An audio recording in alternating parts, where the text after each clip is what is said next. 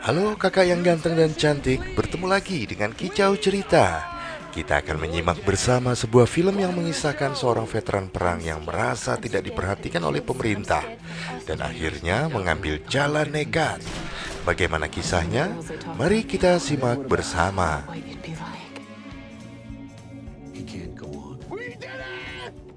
Now who do you think I'm doing this for? This is for you! All of this is for you!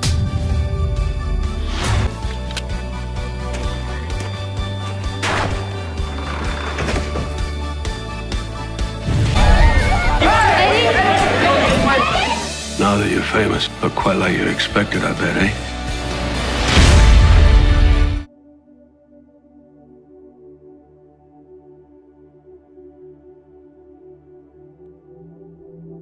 Lelaki bernama Edwin Boyd ini adalah seorang veteran perang. Meski dia terobsesi menjadi seorang aktor film, tapi jalur nasib belum terbuka untuknya. Terpaksa dia harus menjadi seorang supir bis demi menghidupi keluarganya. Pekerjaan yang dianggapnya monoton dan menjenuhkan membuat jiwa Edwin tersiksa. Kesibukannya setelah selesai bekerja, dia pulang ke rumah begitu setiap hari. Tidak ada hal yang istimewa. Edwin memiliki istri bernama Doreen dan dikaruniai 2 orang anak. Hari itu istri Edwin sedang berulang tahun. Untuk membuatnya senang, Edwin mengajaknya berdansa di antara tali jemuran. Istri Edwin memang membuka usaha laundry di rumahnya untuk membantu perekonomian keluarganya. Saat itu Edwin sengaja pulang lebih cepat untuk merayakan ulang tahun sang istri. Malam harinya kue ulang tahun pun telah disiapkan. Mereka merayakan dengan canda tawa penuh kebahagiaan. Ternyata Edwin telah menyiapkan sebuah hadiah berupa gaun dengan harga yang mahal. Gaun itu ternyata dibelinya dengan cara kredit. Doreen kaget dia melihat gaun itu dan berniat mengembalikannya. Tapi Edwin memaksa Doreen untuk tetap menerimanya. Dia berjanji akan berusaha keras mencari uang yang banyak untuk membahagiakan keluarga mereka. Ketika Edwin sedang mengemudikan bisnya, ada seorang lelaki lumpuh di atas kursi roda ingin naik ke bis tersebut. Namun tidak ada satupun orang yang mau membantunya. Edwin kemudian membantu pria itu dengan menggendongnya ke dalam bis. Edwin sangat kesal dengan para penumpang lain yang bersikap tidak peduli kepada lelaki itu. Setibanya di tujuan, Edwin kembali membantu lelaki itu turun dengan menggendongnya. Edwin melirik ke bis yang dibawanya, kemudian meminta sebatang rokok kepada si lelaki tadi. Kemudian tanpa diduga, Edwin pergi meninggalkan bus bersama penumpang di dalamnya tanpa sepatah kata pun. 3 hari kemudian, Edwin pergi ke sekolah akting untuk menemui pemiliknya. Dia ingin mewujudkan cita-citanya sebagai seorang aktor terkenal. Namun sang pemilik sedang berada di luar kota. Sekretarisnya membantu membuatkan janji dan menanyakan keperluannya. Edwin menjelaskan bahwa dirinya seorang atlet jiu-jitsu, penyanyi dan juga seorang aktor. Dia ingin menemui pemilik tempat itu untuk membahas tentang pembuatan film. Saat sedang berada di rumah, ayah Edwin yang bernama Glover datang berkunjung membawakan banyak makanan kaleng. Ayah Edwin adalah pensiunan polisi yang sangat peduli kepada anak dan cucunya.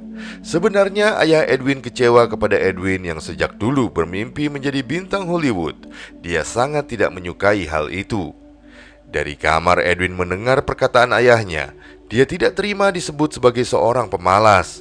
Sebelum pergi, sang ayah meminta Doreen mengajak Edwin ke gereja agar dia mendapatkan sebuah pencerahan. Saat sendirian di kamar di depan cermin, Edwin mulai memikirkan sesuatu.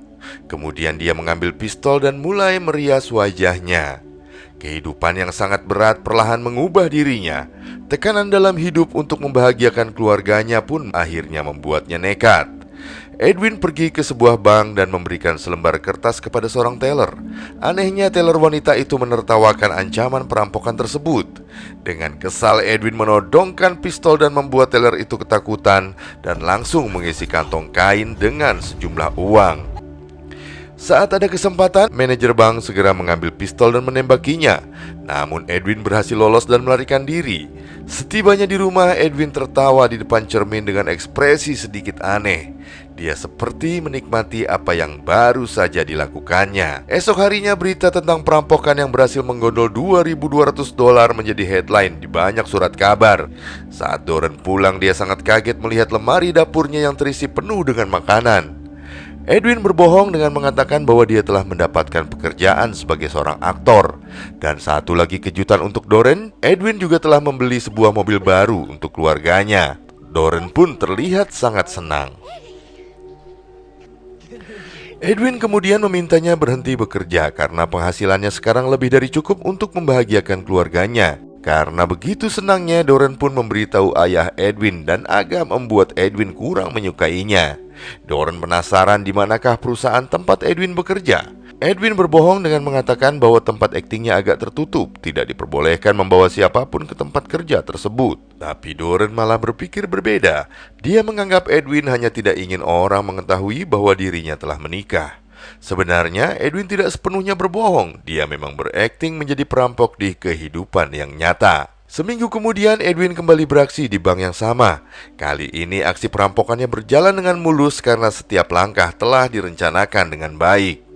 Hari-hari berikutnya perampokan terus berlanjut hingga Edwin berhasil membobol 8 bank dan berhasil mengumpulkan 150.000 dolar. Bahkan wali kota telah memerintahkan detektif kepolisian untuk menangkap perampok dengan penyamaran cat wajah tersebut. Suatu hari setelah perampokan, Edwin dengan santai membersihkan cat di wajahnya. Doren tanpa sengaja memasuki kamar dan melihat sisa-sisa cat di wajah Edwin. Doren sangat kaget mengetahui kenyataan bahwa Edwin bukanlah aktor. Selama ini uang yang didapatkannya adalah hasil dari merampok. Dengan terpaksa Edwin mengakui perbuatannya itu. Edwin juga memperlihatkan uang hasil perampokan dalam satu kantong penuh berisi sekitar 300.000 dolar. Meskipun istrinya marah dan menamparnya, Edwin menjelaskan bahwa dia melakukan semua itu untuk membahagiakan keluarganya semata. Dia berharap istrinya bisa mengerti dan mengizinkannya melakukan perampokan lagi, sehingga mereka memiliki cukup uang untuk pindah ke kota lain dan memulai hidup baru dengan membuka usaha yang resmi.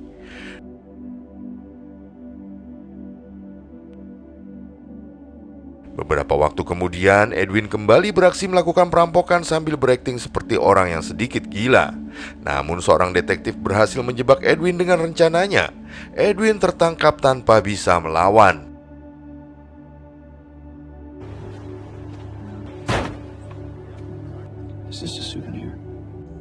Ternyata pistol yang selama ini digunakan Edwin hanyalah sebuah pistol mainan.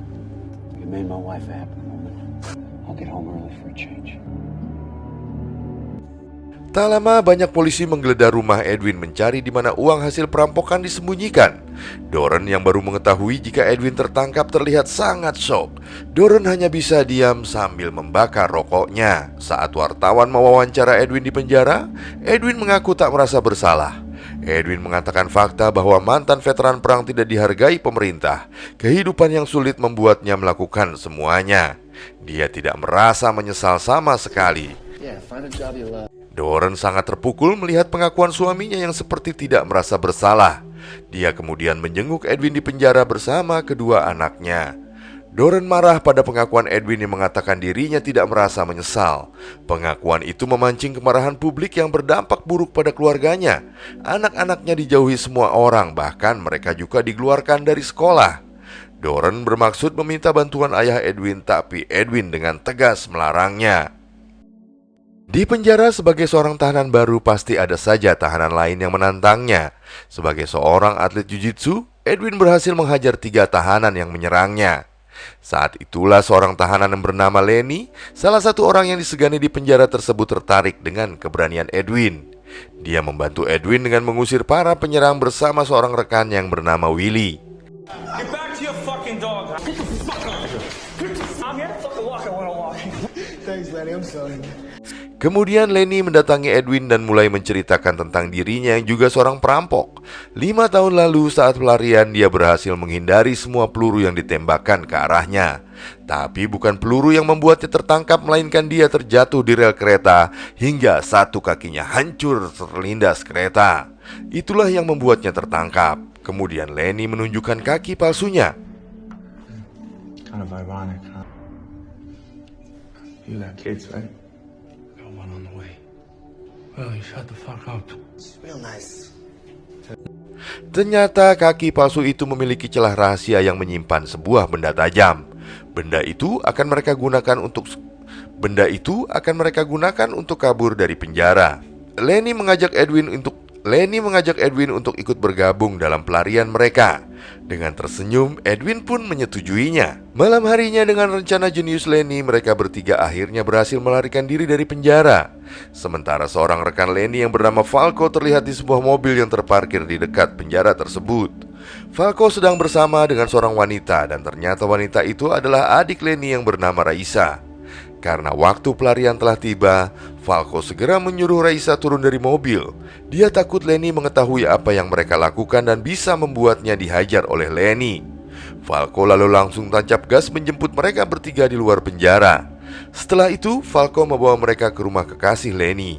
Edwin juga langsung mengabari Doren mengenai pelariannya. Dia mengatakan bahwa kondisinya baik-baik saja. Di tempat pelarian mereka punya banyak kamar dan bisa tidur dengan nyenyak. Tiba-tiba radio memberitakan laporan pihak penjara bahwa Edwin bersama perampok terkenal Lenny Jackson berhasil melarikan diri. Mendengar namanya menjadi terkenal seperti Edwin, Lenny sedikit kesal. Edwin langsung membujuknya dengan menyarankan membentuk kelompok gangster yang baru. Mereka semua menjadi anggotanya. Edwin juga mengajak mereka merampok ke salah satu bank yang pernah dirampoknya sebelumnya. 1 hari setelah kabur dari penjara adalah waktu yang tepat. Siapa yang mengira buronan 1 hari akan merampok bank lagi? Lenny sangat senang dengan rencana Edwin yang benar-benar jenius. Mereka semua setuju lalu menghabiskan malam itu untuk bersenang-senang. Esok harinya mereka pun mulai beraksi. Kelompok gangster yang baru dibentuk ini sangat nekat. Mereka merampok tanpa mengenakan penutup wajah.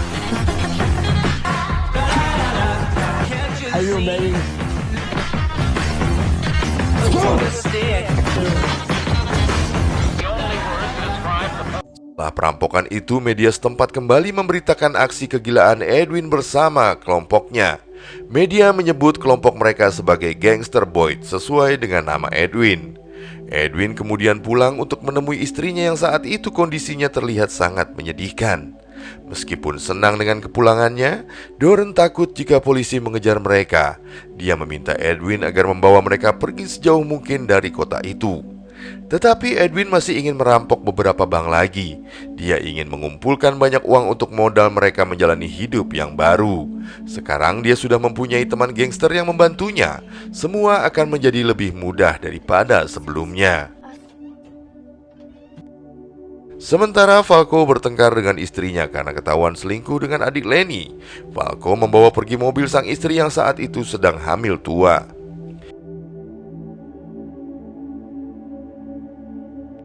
Malam itu mereka kembali bersenang-senang. Lenny memanfaatkan kesempatan dalam perayaan tersebut. Dia berlutut dan melamar kekasihnya. Fight? Maybe that's why God gave you acne. It's something that I found. Mereka pun kemudian berencana menikah di Montreal, Kanada. Selanjutnya mereka akan melanjutkan perampokan demi mencapai apa yang mereka inginkan.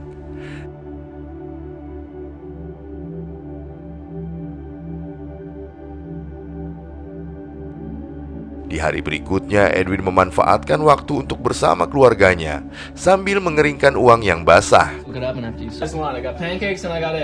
Doren terkejut saat mendengar sirene mobil polisi lewat. Doren masih trauma dihantui ketakutan Edwin yang akan tertangkap lagi.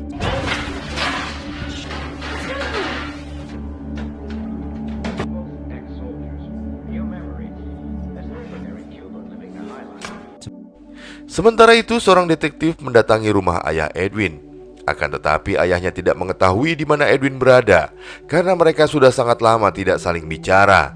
Sejak sang ayah melarangnya menjadi aktor, dia menyadari bahwa anaknya seorang kriminal. Tetapi meskipun hubungan mereka tidak baik, sang ayah masih menyayangi Edwin sebagai anaknya. He's still my boy. 1 minggu kemudian, Edwin bersama gangsternya kembali beraksi. Edwin telah menjadi orang yang sangat berbeda. Dia seperti sangat menikmati perampokan tersebut. Dia menari-nari di deretan meja dengan bangga memperkenalkan nama kelompoknya. We are the censor. The censor.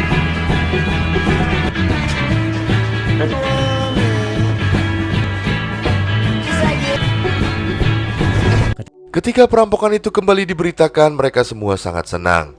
Mereka bangga karena menjadi terkenal seperti yang dikatakan oleh Lenny. Mereka akan pergi ke Montreal untuk melaksanakan pernikahannya. Meski Edwin sempat menolak ikut, Lenny tetap memaksanya. Pernikahan Lenny dan Mary pun akhirnya terwujud di Montreal seperti yang mereka dambakan. Sedangkan Doran terus mengkhawatirkan Edwin yang tidak pulang ke rumah. Meski begitu, Edwin tetap menelpon dan menjelaskan alasannya tidak pulang karena dipaksa Lenny untuk menyaksikan pernikahannya. Doran sedih dan mulai berpikir bahwa Edwin mulai menjauh darinya. Edwin kembali meyakinkannya dengan perjanjian akan membeli rumah baru untuk mereka dengan halaman belakang yang sangat luas. Di waktu yang sama, Raisa, kekasih Falco, terlihat sedang menangis dalam kesedihan. Setelah mengetahui istri sah Falco sedang hamil, Falco telah berjanji akan menceraikan istrinya. Tapi apa yang dia lakukan malah membuatnya hamil. Raisa memaki Falco sebagai seorang lelaki pengecut. Beberapa hari kemudian, Raisa yang kesal mendatangi kantor polisi dan melaporkan keberadaan Falco bersama gangster Boyd. Dia tidak peduli kakaknya sendiri berada di kelompok itu. Edwin telah membeli rumah baru yang cukup besar untuk istrinya. Tapi Doran terlihat tidak senang dan mulai merindukan kehidupan yang sederhana. Dia rindu bisa mengobrol bebas dengan siapapun dan tidak dihantui ketakutan setiap saat. Meski telah berkecukupan, tetapi keluarga Edwin dijauhi. Anak-anaknya tidak bisa bersekolah karena ayahnya adalah seorang buronan. Mereka pun akhirnya bertengkar. Dengan emosi, Edwin sempat mengusir Doran jika tidak ingin hidup bersamanya.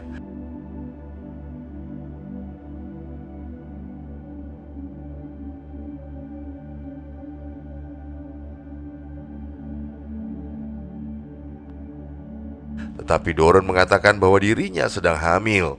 Mendengar itu, Edwin langsung meminta maaf dan berjanji akan berhenti merampok dan membawa mereka pergi ke tempat yang jauh. Di suatu tempat terlihat Raisa yang sedang sendirian.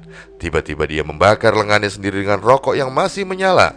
Dia melakukan itu agar pengkhianatannya tidak diketahui oleh gangster Boyd. Setelah itu dia pergi mendatangi Lenny. Dia pura-pura dipaksa oleh polisi untuk memberikan informasi. Dia menjelaskan kalau hanya mengatakan informasi tentang Falco yang menggunakan mobil istrinya untuk menyelundupkan rokok. Sambil menangis, Raisa memperlihatkan akibat dibakar rokok di tangannya. Lenny sangat marah mengetahui adiknya telah dilecehkan. Dia pasti akan pergi mendatangi detektif itu dan memberinya pelajaran.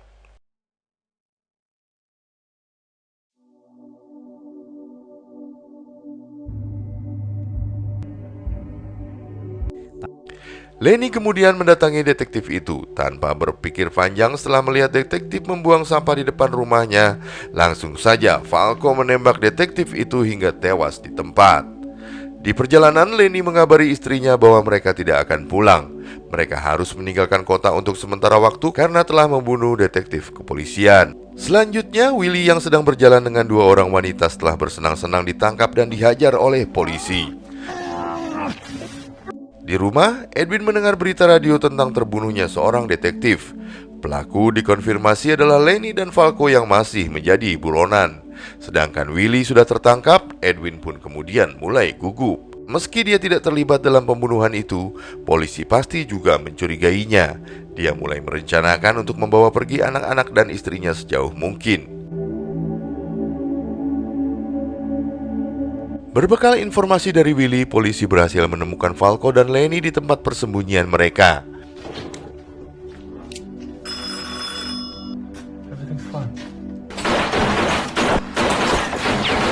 Adu tembak sempat terjadi, tapi karena kalah jumlah, mereka berdua terluka dan akhirnya berhasil ditangkap.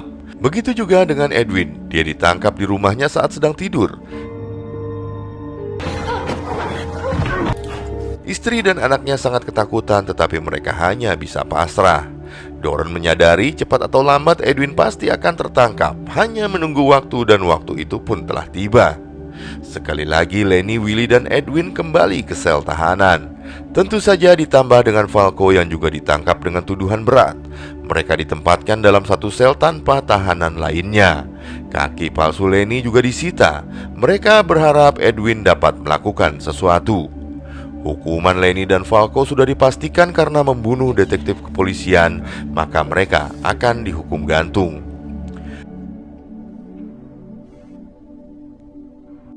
Suatu hari ayah Edwin datang menjenguknya. Dia sangat menyayangi putranya.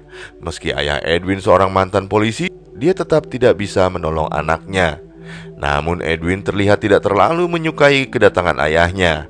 Dia merasa kalau kedatangan ayahnya hanya untuk mengejeknya. Ayah Edwin tidak peduli. Dia memegang tangan Edwin terlihat seperti memberikan sesuatu. Entah benda apa yang ada di balik sapu tangan itu. Kemudian setelah kembali ke dalam selnya, Edwin terlihat memasukkan sesuatu ke dalam sakunya. Tak lama kemudian mereka berempat kembali berhasil kabur dari penjara. Dan ternyata benda yang diberikan oleh ayah Edwin dalam sapu tangan tadi adalah sebuah alat pemotong baja. Lenny sangat kesulitan berlari tanpa kaki palsunya, tapi teman-temannya tetap memberikannya semangat. Kemudian media kembali memberitakan kejadian pelarian gangster Boyd. Diketahui bahwa 2000 anggota kepolisian ditugaskan untuk memburu mereka. Perintah telah dikeluarkan jika gangster Boyd melawan maka mereka akan ditembak di tempat. Untuk sementara mereka bersembunyi di sebuah rumah tua yang sudah ditinggalkan. Mereka mencari kaki palsu Lenny yang lain disembunyikan oleh teman Willy. Tetapi sialnya kaki palsu itu belum diletakkan di tempat itu. Karena merasa sangat berbahaya jika langsung memasuki kota, mereka akhirnya memutuskan menetap di rumah itu untuk sementara, sambil menunggu kaki palsu yang dijanjikan oleh teman Willy. Malam harinya mereka mendengar radio memberitakan polisi sedang mencari mereka di semua penjuru kota. Sedangkan para polisi membawa keluarga Edwin ke stasiun radio. Polisi meminta Doran berbicara untuk membujuk Edwin agar segera menyerahkan diri. Dengan kata-kata bujukan yang telah dirancang oleh polisi, Doran memberikan janji bahwa mereka bisa menikmati masa tua bersama anak-anak. Always, I love you. Come back. Di tempat persembunyiannya, seluruh anggota gangster Boyd mendengar siaran itu. Edwin jadi tampak agak gelisah. Pagi harinya, petugas pembersih salju melaporkan kepada polisi telah melihat pria yang mencurigakan di sebuah gudang kosong. Lalu 2 orang polisi datang untuk memeriksa. Saat mereka tiba di sana, tempat itu sudah kosong. Ternyata gangster Boyd telah melarikan diri lagi. Mereka berempat mencoba berlari secepat mungkin, tapi Lenny tidak bisa berlari kencang tanpa kaki palsunya. Edwin terus menyemangati Lenny, tapi Lenny yang kelelahan meminta Edwin melarikan diri tanpa dirinya. Namun akhirnya Edwin memutuskan untuk menyerahkan diri. Dia teringat dengan kata-kata istrinya di radio. Meskipun dia tertangkap, mereka akan tetap diberi kesempatan untuk menikmati masa tua bersama kedua anaknya. Akhirnya gangster Boyd yang terkenal itu kembali tertangkap. Lenny dan Falco akhirnya menjalani hukuman gantung atas pembunuhan polisi. Malang bagi adik Lenny, dia hanya bisa menyesali perbuatannya karena keegoisannya membuat saudaranya dihukum gantung. Sedangkan istri Lenny setelah mengetahui semuanya, dia menyalahkan Raisa atas semua yang menimpa suaminya. Berbeda dengan Edwin dan Willy, mereka hanya dijatuhi hukuman penjara seumur hidup. Edwin menyesal telah menyerahkan diri karena polisi telah membohonginya tentang memberikan hukuman ringan bagi Edwin jika dia menyerahkan diri. 1 bulan kemudian, Lenny dan Falco menjalani hukuman mereka.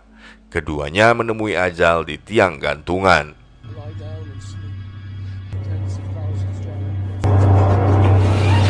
14 tahun berlalu dengan cepat. Sebab kelakuan baiknya, Edwin mendapatkan keringanan hukuman. Edwin akhirnya dibebaskan. Dengan senang dan bahagia, dia pulang untuk menemui istri dan anaknya. Begitu pintu dibuka, Doran sangat kaget dan mengira Edwin kembali kabur dari penjara. Edwin menjelaskan bahwa dia telah mendapatkan gerasi dan dibebaskan karena kelakuan baiknya di penjara. Doran sangat senang melihat kedatangan Edwin yang telah bebas. Edwin meminta Doran dan anak-anak ikut pergi bersamanya dari kota itu untuk memulai sebuah hidup yang baru. Tapi Doran tidak bisa melakukan itu karena dia telah menikah lagi dengan pria lain. Dia sudah merasa bahagia dengan keluarga barunya itu. Brian me a while back, you know? Think they'd be okay? What? Say that in the papers.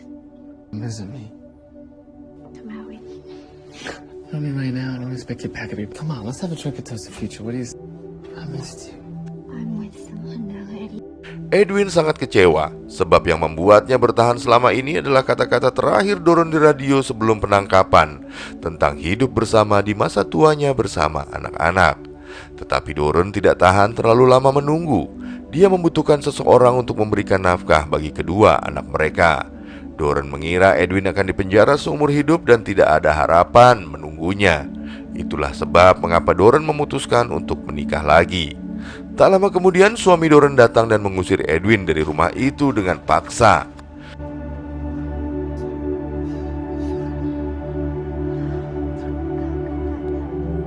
Setelah itu, Edwin pergi ke sebuah hotel. Dia terlihat gelisah seperti memikirkan sesuatu. Kemudian dia mengambil pistol dan mulai bercermin sambil merias wajahnya. Akhirnya Edwin kembali lagi ke sebuah bank, tapi bukan untuk merampok. Dia mendatangi meja teller dengan tujuan melakukan deposit mendaftarkan rekening baru untuk dirinya sendiri. Belakangan diketahui bahwa Edwin Boyd menetap di pesisir barat dengan menggunakan identitas baru. Tak ada hal yang istimewa. Edwin kembali menjadi seorang supir bis dan menjadi pengasuh untuk penyandang disabilitas. Atas semua jasanya kepada penyandang disabilitas, Edwin diberikan penghargaan oleh gubernur setempat. Tidak ada satu orang pun yang tahu identitas aslinya hingga Edwin meninggal pada tahun 2002. Barulah cerita ini terungkap dan akhirnya diangkat menjadi film ini.